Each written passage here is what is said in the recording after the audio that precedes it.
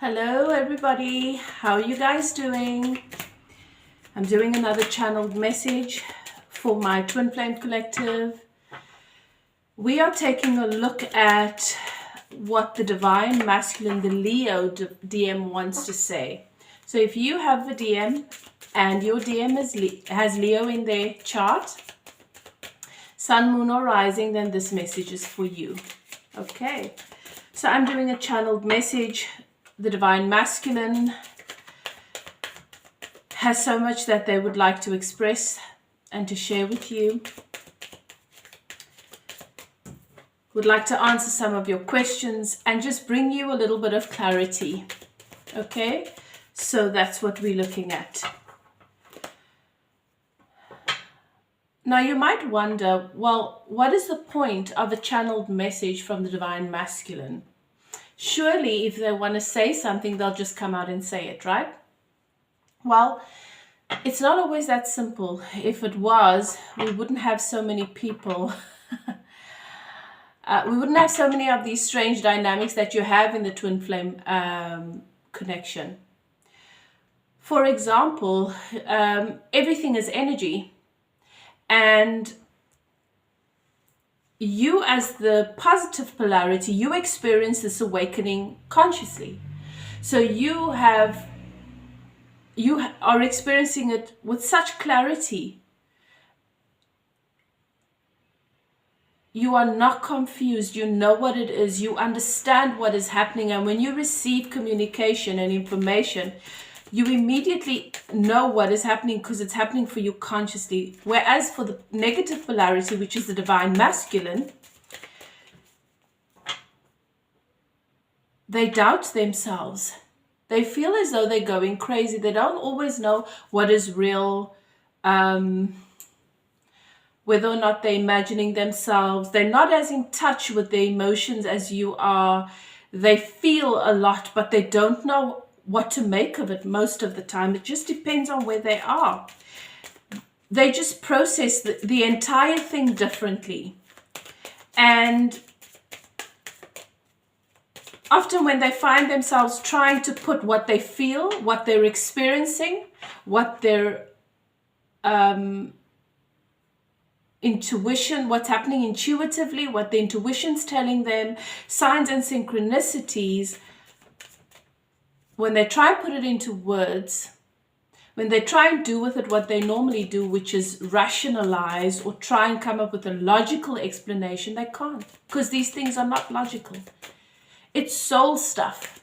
So when they try and make those two aspects of themselves meet, when they try and put it through their regular processing system, which is their mind, which is the ego, it's like speaking a different language. The mind speaks a different language. The soul speaks a different language.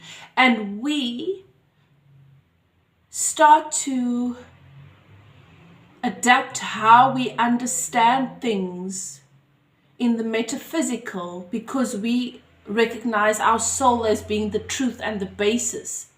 Whereas for the negative polarity, they've relied on their mind as being the truth and the basis. It's a different language altogether, and that language barrier, the language barrier between that of the mind and that of the soul, is a difficult one for them to sometimes cross or merge. And you know what I mean.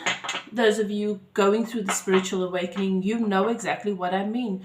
We find ways to think differently, to teach our minds to recognize and understand symbolism, the language of the soul.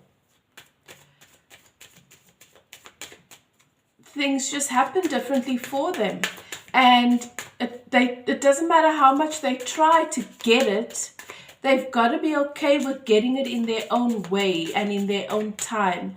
And so I'm sensing that the Divine Masculine collectively has so much they would love to express. There's so much they are trying to understand and to grasp before they even mention it to somebody else. you know, for the positive polarity, the divine feminine, it seems very unfair because you go through so much. But you go through it on the surface. And not on the surface, I mean out in the open. You search, you are not afraid to look stupid or like a fool. You're not afraid to sound nonsensical. You know and you understand that there are deeper truths, and you're okay with making yourself uncomfortable to get to the bottom of them. You are the seeker of truth and wisdom. So you speak about these things, and often the divine feminine, people don't say this to us, but they think, oh my God, is this person going on about this again? I don't know what they're talking about. It doesn't make any sense. Can't they just get over this? You don't even care about that. You don't care what anybody thinks. You are so desperate to find answers. You are the seeker. You are experiencing things conscious, the spiritual awakening consciously. They go through it alone.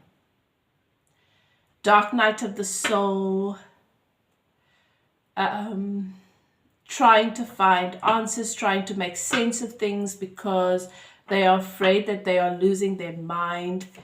And now they're at a point where there are certain things that they are starting to trust. Many of these divine masculines. And there's some things that they would like to say and express. But as I said, when they try and when they process it through the mind and they try and process it through their logic and the rational, it just gets jumbled up, and that's where they get stuck. So I bring you the channeled message before it goes there. That's what you receive in the channeling. And the reason why Spirit and your spirit guides want you to have access to it is to help you, because is to bring you understanding, is to bring you a sense of, because what happens then? There's compassion, there's a deeper knowing. You shift from from seeing it as that person over there that doesn't seem to have any sense, or, you know, what's happening with you? You sometimes doubt yourself as well. So this is how Spirit serves us. There's nothing, you know, that's really left in secret for us, except that we hold ourselves apart from the truth because of fear or because of whatever, dogma, belief system, belief patterns, thought patterns and systems, etc. There is nothing really that is held apart, that is kept away from us or kept secret. When we ask, we receive. When we want guidance, when we want truth, when we want to know what's happening, our guides will lead us to have these answers, and therefore your guides have led you here. So welcome, my collective. It is nice to have you once again. Thank you for coming to share in my energy. For those of you who are new, you've stumbled upon this message or this reading, trust your guides and keepers. I always ask that you take a few deep breaths, settle into your intuition. You need to trust your intuition first and foremost. We find ourselves at different levels and different spaces in our process and on our journey. I'm channeling. Everything that I say from the time this recording starts until it finishes, me channeling. I might not be channeling for you, and so it might not seem right or it might not make sense. And therefore, I encourage you to be very, very selective about what it is you give your energy to and your focus to. We've got a lot going on in the world at the moment.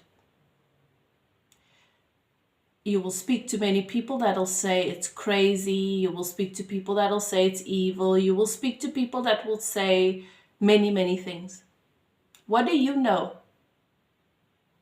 You'll come across some people that will only share positivity, and you will wonder, well, what world are they living in?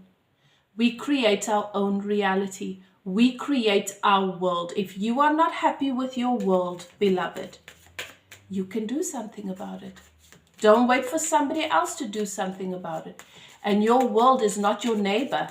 Your world is not other people. Your world is your understanding of who you are, how you want to show up, and how you want to perceive and experience everything that comes into your life. You decide how you see things.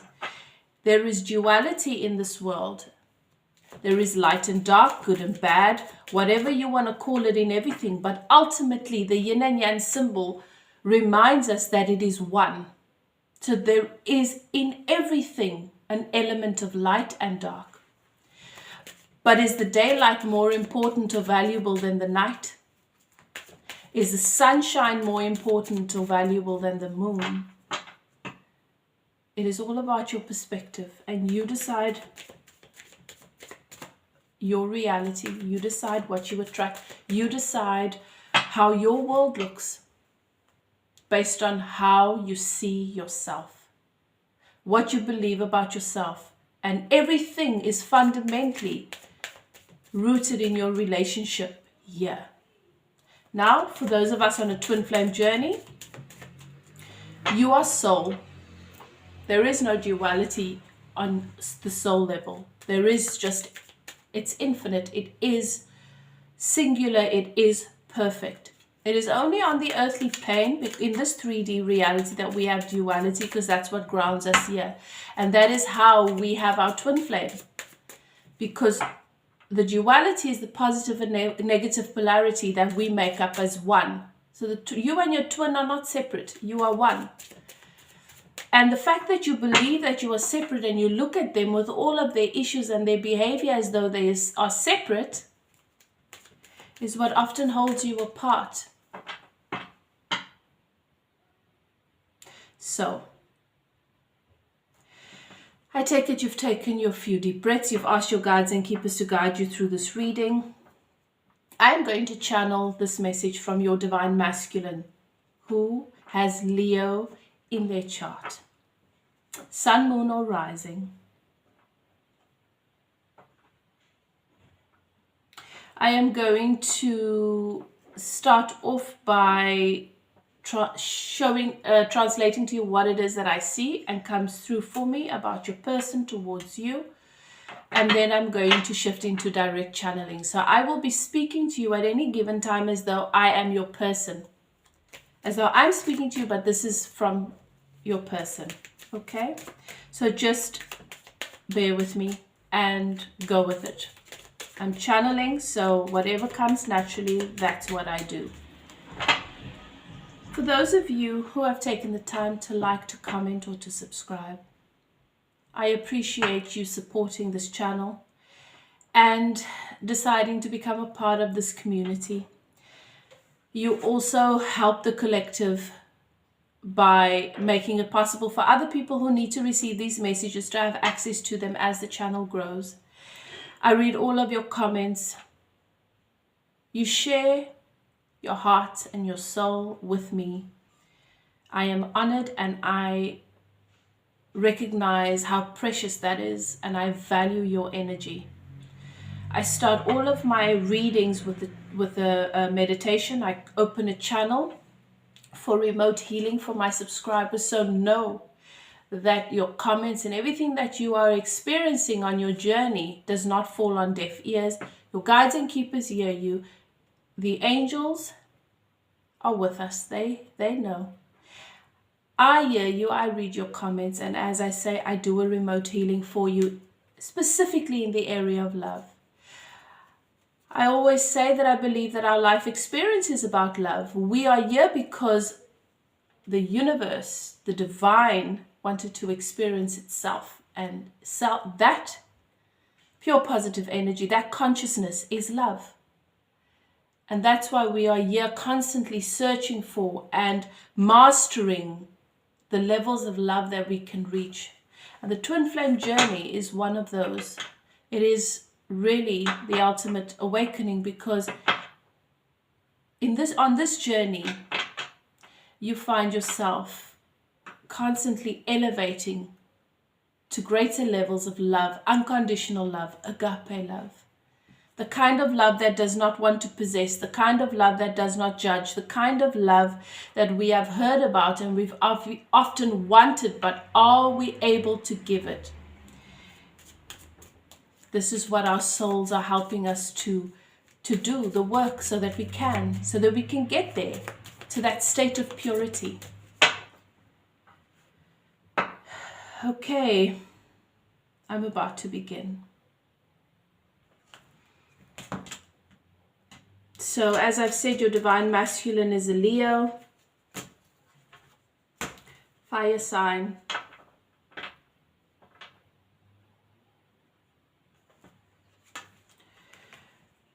This divine masculine of yours, they stood before a decision for a very long time.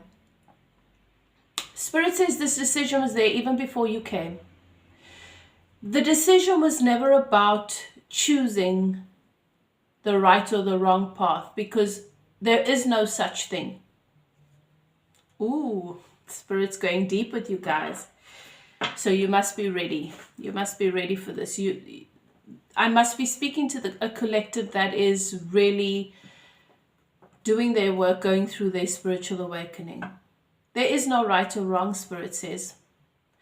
And your person stood at the threshold of making decisions, and they feel as though they've had one decision after the other that they've had to make.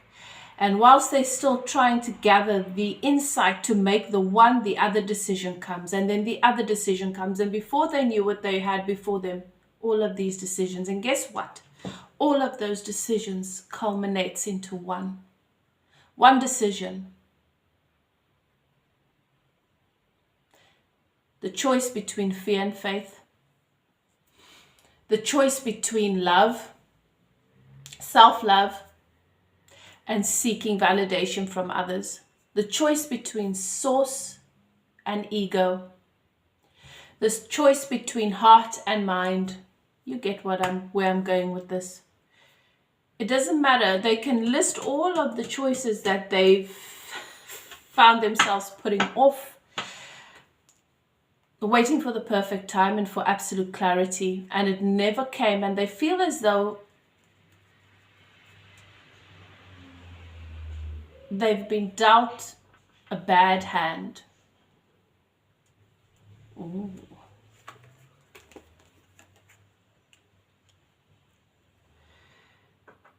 You walked away from this person because of another. If you're a divine feminine, that is a male, because of another partner. Okay, so then could have been another man. And if you're a divine feminine, that is, did I say divine masculine before this? Guys, when I channel, I'm talking. I'm also listening. And often I don't even remember what it is that I said, but I'm speaking to the positive polarity. I'm speaking to the feminine. So what I mean is the other person. There is another person that you were not willing to compete with. The Spirit is saying there was no competition. It was your ego. There was no competition. How can you compare? How can you compare? Ooh.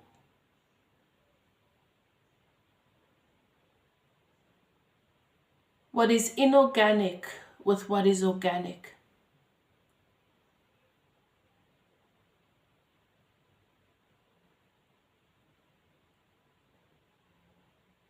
Can electricity ever do? Can electricity can bring light, but can it ever be the sun?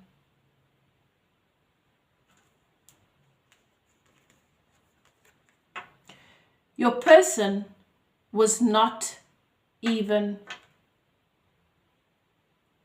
focused on this other person. And Spirit is saying to me, many of you are going to say, yeah, but they went with this other person.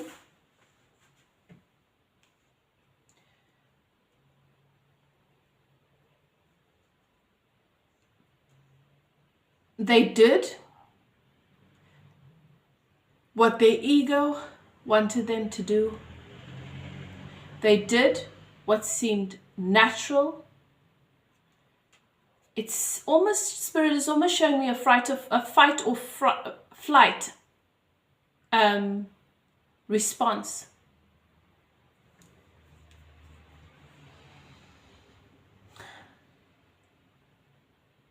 But in their heart and in their soul, this person was never there. They think this person was there, but this person was never there. This person was intent on having an impact on what was happening at home for them. It was also ego. It was to assert a sense of dominance and power. This person felt that they were losing the grip over your person, and they couldn't have that. They didn't really care about your person, not in that way. It was ego.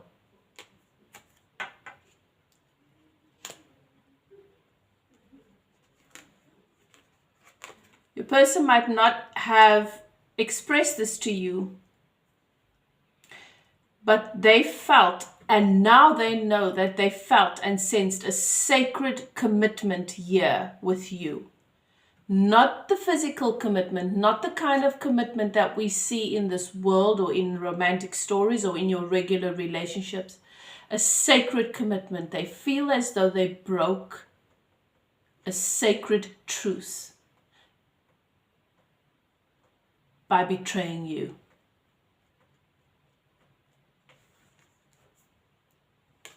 Spirit says that your person has been visiting you in your dream state. You've been dreaming about them, or you've been finding yourself daydreaming about them, having conversations with them or doing stuff with them. You catch yourself doing that.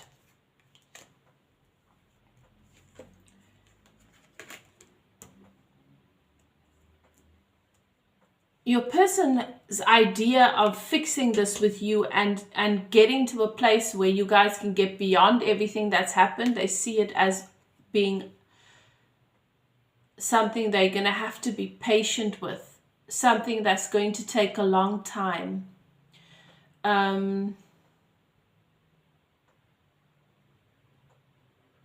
They see it as an adventure and as a challenge, and at the same time, it excites them because they feel as though it would be an achievement.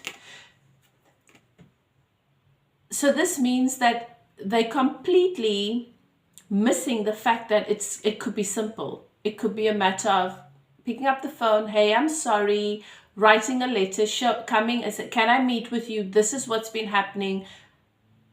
They feel that they need to earn you back into their lives. Yeah, you see these belief systems that we have, that the good things have to, we have to work really hard for them, and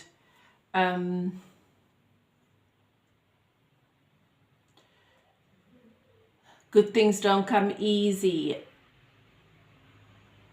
We believe so many things that make us take the long way around when it could be simple.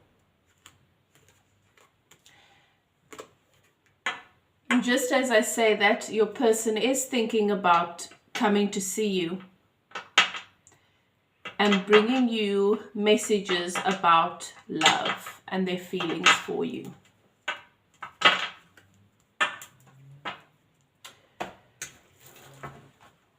They're thinking about how they can do this. Okay, thank you, Spirit. Oh.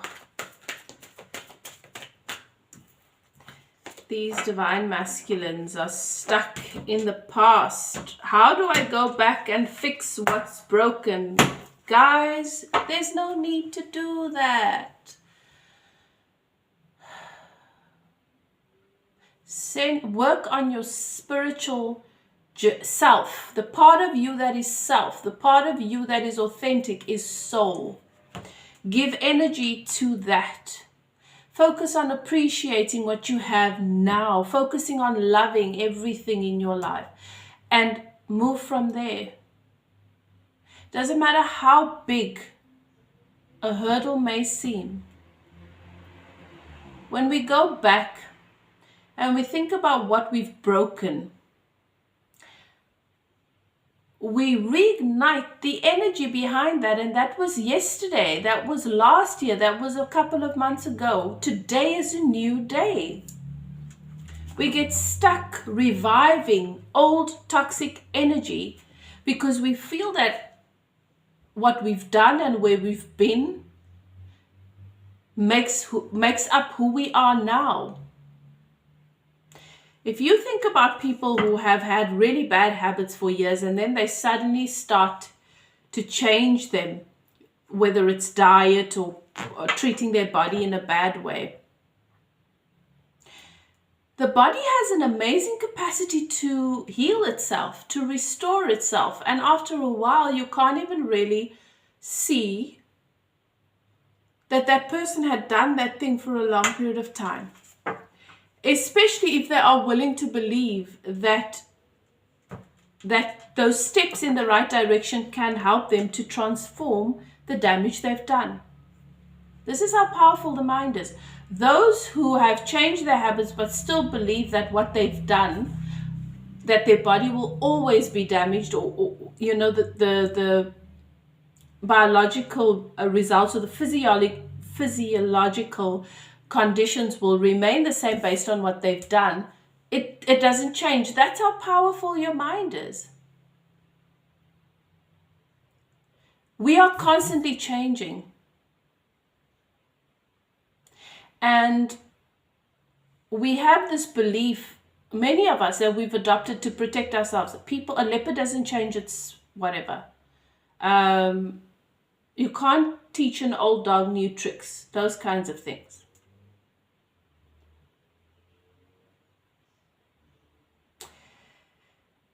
It's not true. People can change. But expecting somebody else to change is where we go wrong. Because this is where we've been misguided. We want change, we ask for change, and then we expect it to happen outside of ourselves, in other people. Because if everybody around us changes, then our world will change and we'll be happier. And guess what? It doesn't matter how much people do outside of you to accommodate what you want, you will never be happy. Because when we ask for change, we've got to be willing to step up and make that change, even if we don't want to acknowledge that we are the ones that need to change. If you're attracting certain things outside of you, whatever is happening in your world around you, it is symbolic of your relationship with yourself, what you believe about yourself, how you treat yourself, or how you feel about yourself, or your life experience. So we can change, but you have to want to make the changes that you want to see in the world. We can't expect other people to do it, because then obviously we're going to prove that, that belief system that really doesn't serve us, that people don't change. Because you want change, but you want it in somebody else who doesn't want change. They don't want change. Only when they want change will they make that change. And it's not going to fit what your concept of change.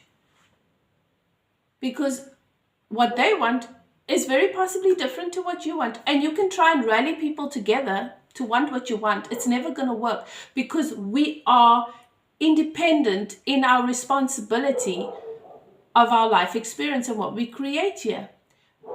And that's a great thing, because it means you get to be independent in your joy factor, in your happiness, and in your love. It doesn't have to depend on other people. So we actually add a benefit, but we hold ourselves apart from that because we have these false premise based on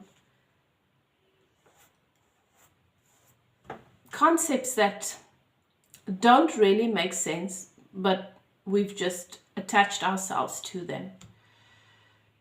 So if we want love, we just draw as many people into our lives as possible that we think is willing to give us that, and hope for the best. And then when we don't feel loved, it is their fault. And the world becomes a bitter, dark, ugly place. I always say, I am the common denominator in my story. I'm the writer. I'm the director, and I have the main role in the cast of my life. I get to change the story. I get to flip the script. I suppose it also helps because one of my animal totems is a spider. And I learned that from her, from the spider. So perhaps it's always made sense to me. And I think it's because my animal spirit is a spider, one of them. But I hope it makes sense to you.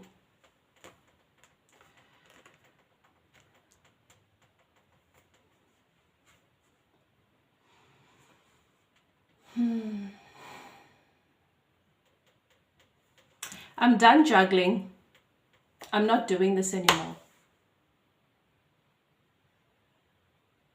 The more I say that I don't want to make my decisions for other people, the more I've done that. The more I've done it based on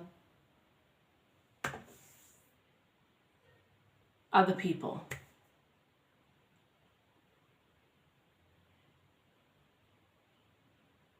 It always comes back to me, I don't know who I was trying to fool, because it's like you said, at some point, when you're juggling so many people and so many situations, at some point, you're going to drop the ball. Because you can't tell the difference between which relationships are really of value and which aren't. Because the relationship that matters most is the one that is always neglected and left last and pushed to the side, and that is my relationship with myself.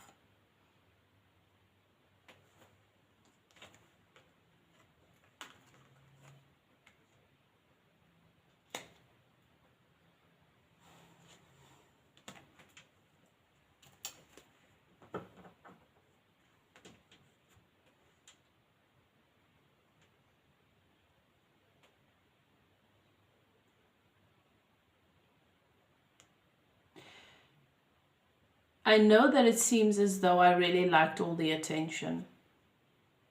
I do really like it when people are happy with me and they see value in me. But it's not so much fun at the end of the day when I know none of it is real.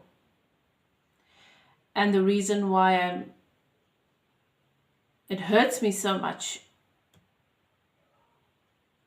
when people don't see, don't constantly allocate value to me and what I do. It comes back to the fact that the reason why I'm constantly searching for that in other people was because I just didn't have it in myself.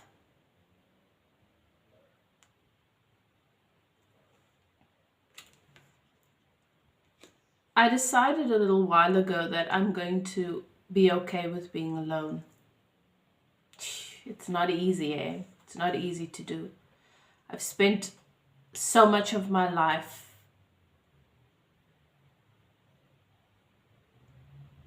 trying to be of value and make myself important in other people's lives so I can feel worthy of love.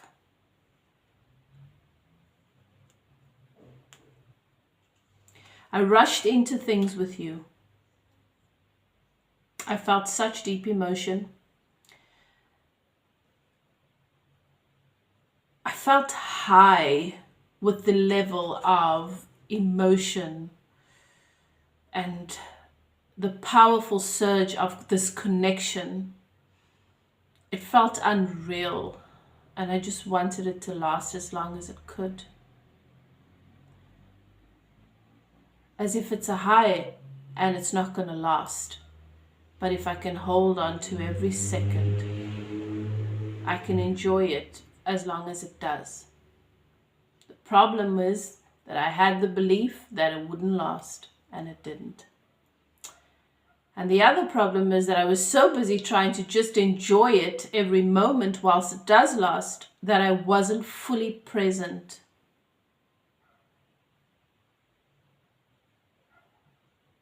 I was like an addict.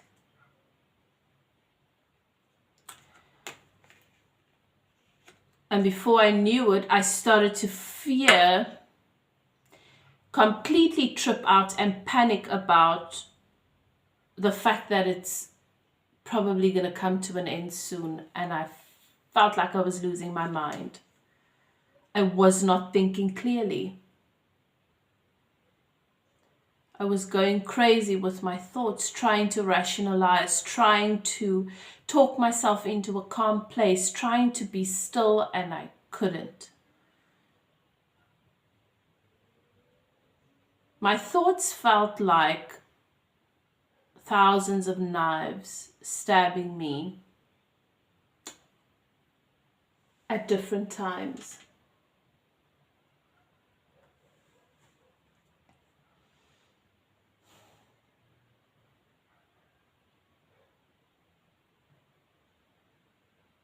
I still ask myself, what the hell happened?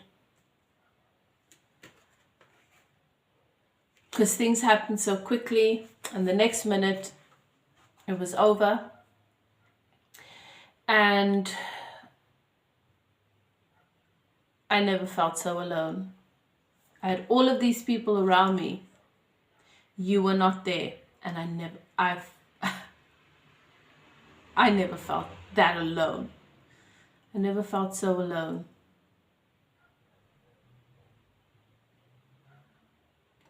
And I knew that I'd messed up somewhere. And that I was facing some sort of judgment.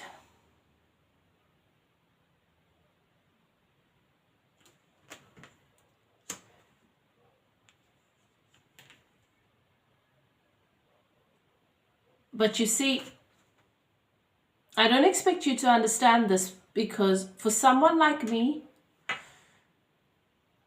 I've struggled with codependence and addiction. And I expect to come down from a high and feel the lowest of low.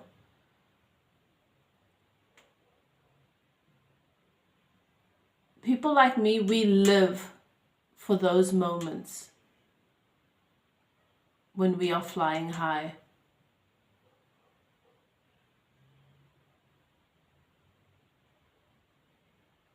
But I've not been able to be asleep.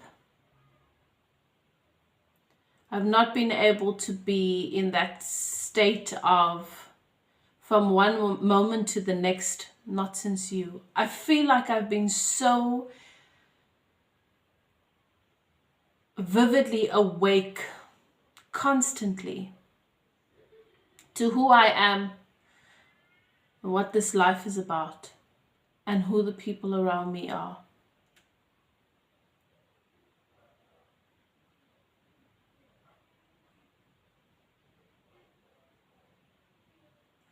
I try and plan.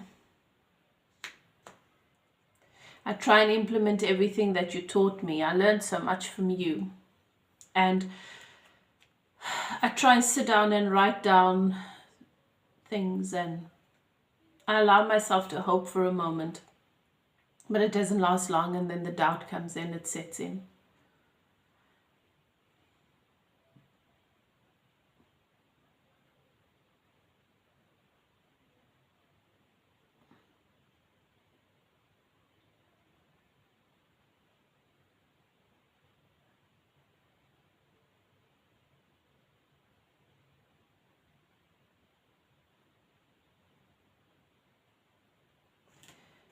I can't express what I feel, because one moment I feel like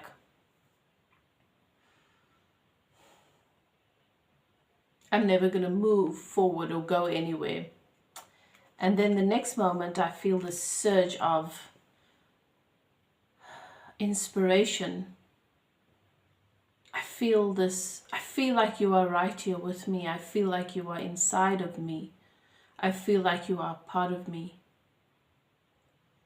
And I used to feel that way. I used to feel that way with you. I think I said it to you in some way, maybe not in so many words, but I expressed it in the best way I could. I felt as though you were part of me.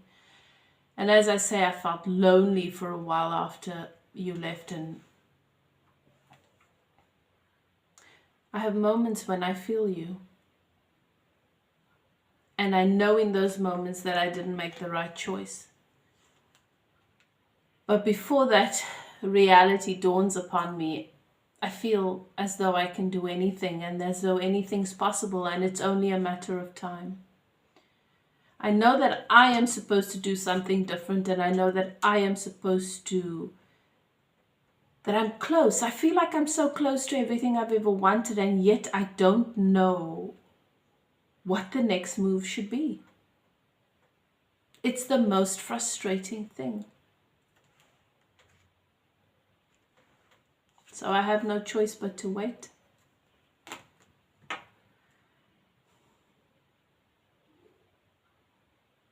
You seem so together.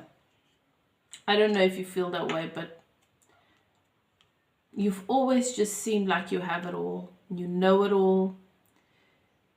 You like this bright light, and everything you touch just turns to gold.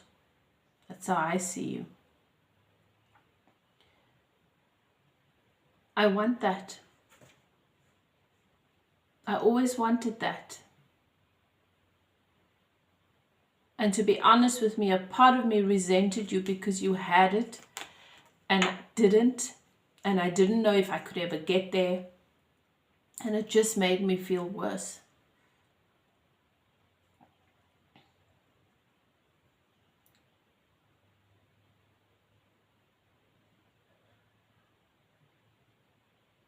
I have such deep emotions for you. And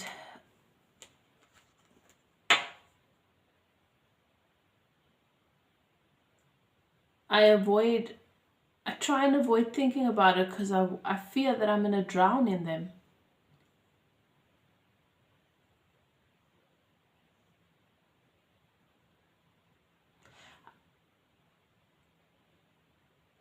I feel like I'm not grown enough for you, and like you deserve someone that's more your equal.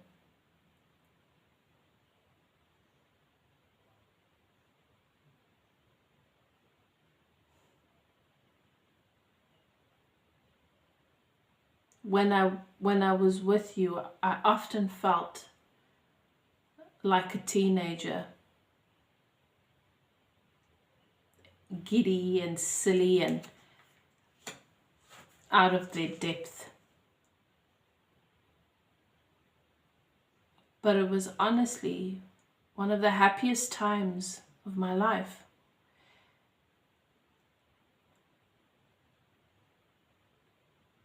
And I didn't expect it to end so quickly.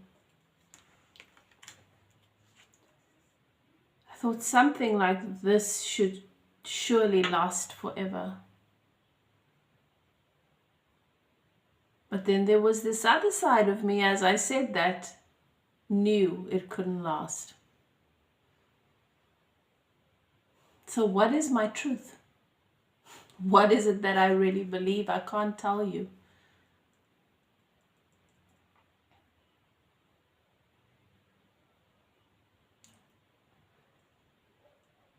I know you think that I chose someone else over you, but I didn't. I've been on my own.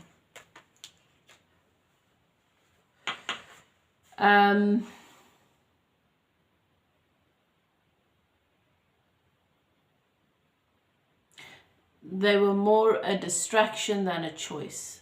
And even I told myself for a while that they are my choice. Because I needed to believe that. I wanted to escape the reality.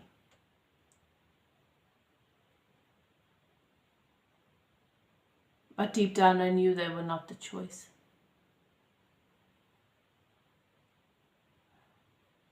No one could ever compare to you.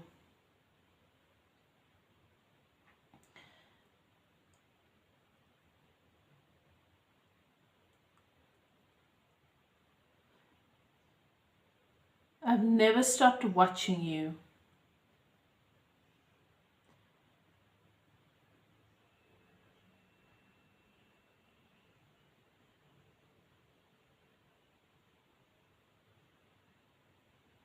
I've never stopped watching you. And I feel as though I'm getting closer and closer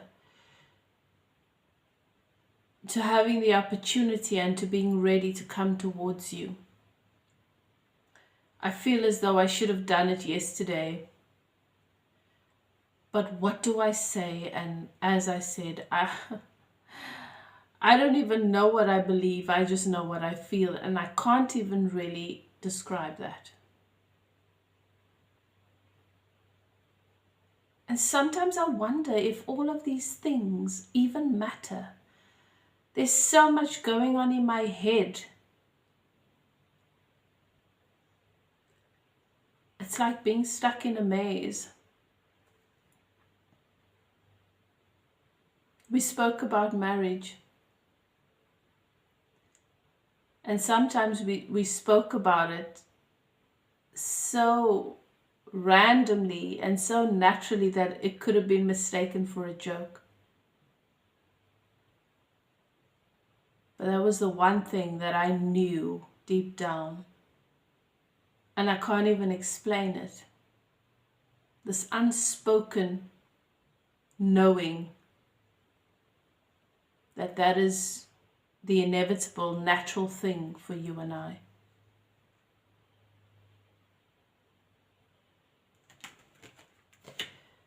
I think you're too good for me, to be honest.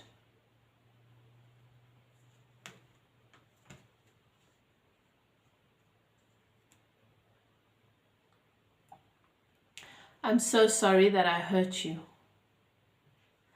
And at the same time, to be honest with you, I don't think I have the power, or anybody has the power to hurt you or your heart, or to break your heart, because your heart is so strong and so whole. But I know I hurt you. It was never my intention. And I wasn't thinking about how I was affecting you because I was so busy breaking my own heart. And here's the crazy thing. I've lived with such sorrow and sadness for so much of my life. I woke up one day and I realized that it wasn't there anymore. It's as if my heart just felt whole and healed miraculously overnight. I don't know what happened, but I feel like you are the reason. You have some part in this. I've got so much that I need to thank you for and that I want to thank you for, but I can't even explain why, because I can't make sense of it. It's just a knowing and it's just a feeling.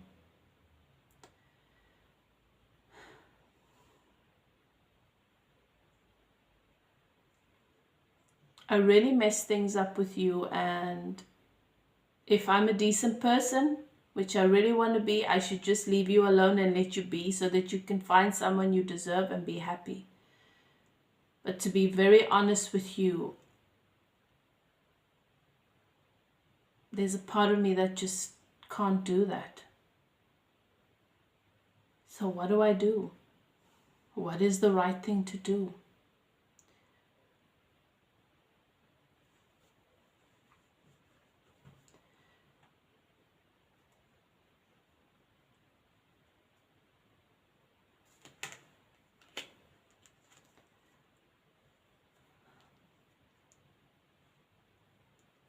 You deserve someone that can give you as much as you are able to offer.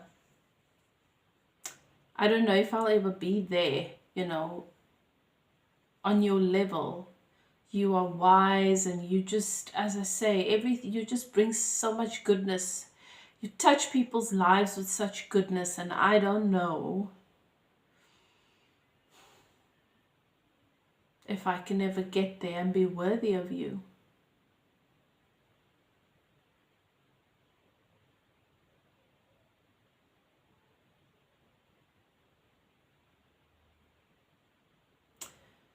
I hide my feelings from everyone. I've hidden them from you. And at the same time, I know that nothing can truly be hidden from you. I don't know how I know these things. Doesn't make sense. But for some reason, I feel like you'll understand.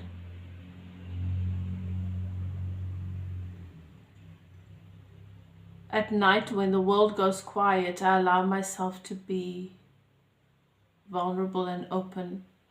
And I hope that if you think of me and you're able to feel me, that you will be able to feel what I feel.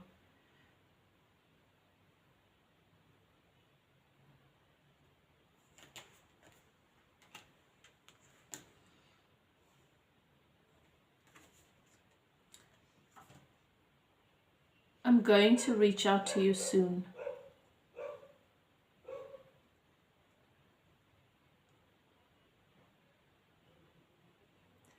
Every time I want to do it, it just doesn't feel right yet.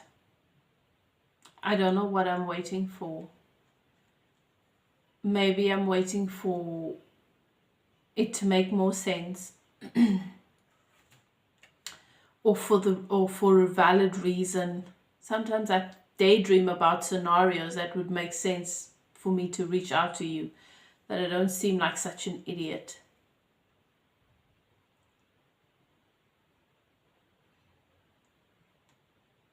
At the same time, I'm so afraid that me reaching out to you just means that there's a spiral of things moving in this powerful direction the way they did before. I felt helpless. It was like being in this current and not knowing when you'd hit the waterfall and if you'd fall to your death, or like, it was just frightening. Am I ready for that? For that roller coaster, and to be able to let go and to be okay with that, because I don't know what will happen. So you see, it's fear.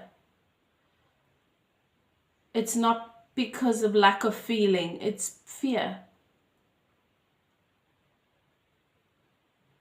I have no control over this, and it scares me, and that's why I sabotaged things between us, because it forcibly put a pause to things, or a stop to it. And I thought that if it stopped, then I wouldn't be in the situation where I'm afraid that I'm going to drown in my emotions.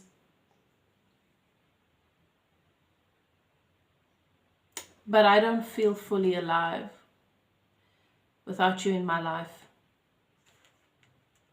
And I know I'm the one that cut contact and stopped talking and cut you off.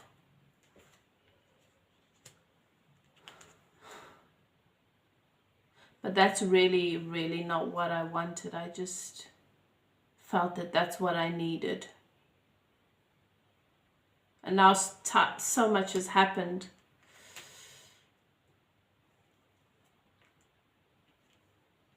We made an amazing team.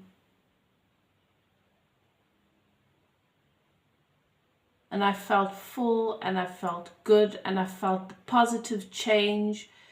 Emotionally, I felt like things were turning, or possibly they could turn around, and I spilt those cups. I spilt what you gave me.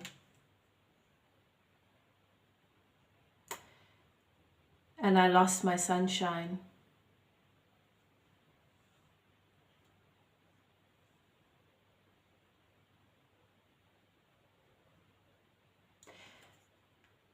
But I want you to know that I see you in everything.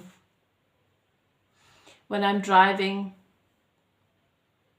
and I feel the rays of the sun on my skin, I feel like you are there. When it rains and it pours down on me and I get wet, I feel like it's you there, cleansing me somehow. At night when the world goes quiet, I go outside and I look at the moon and I feel like you can see me.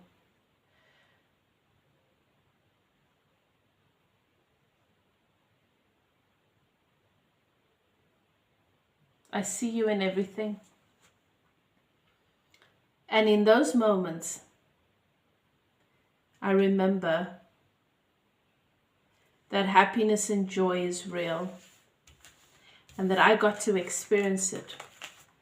And that maybe if I get things right, I can again.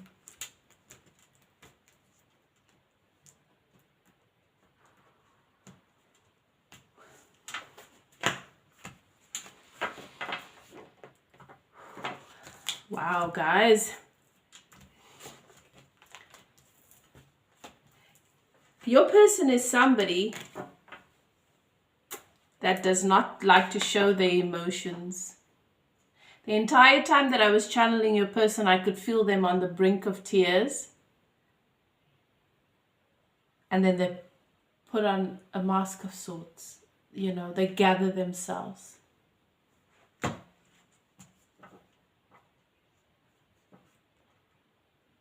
If you doubt, if you've ever doubted whether or not this person loves you, if this was your message and it resonates with you, I felt nothing but love. Nothing but love.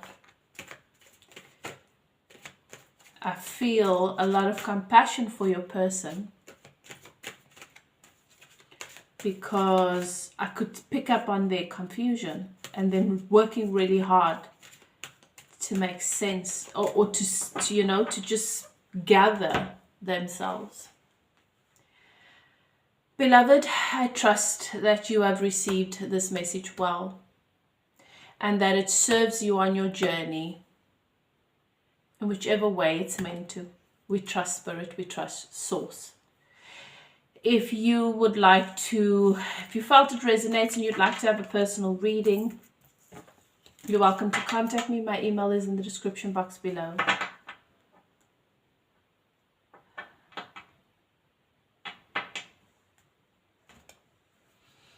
Love yourself, be good to yourself, and if you find that you're struggling on this journey, don't be afraid to, as I said, reach out for a personal reading and find out and you know, spiritual coaching.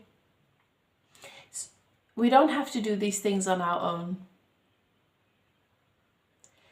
And with a little bit of guidance and direction, we can get where we need to be sooner. I wish you love and light. Those of you who have taken the time to like, to comment, or to subscribe, thank you so much. I will see you guys next time. I wish you well. Bye now.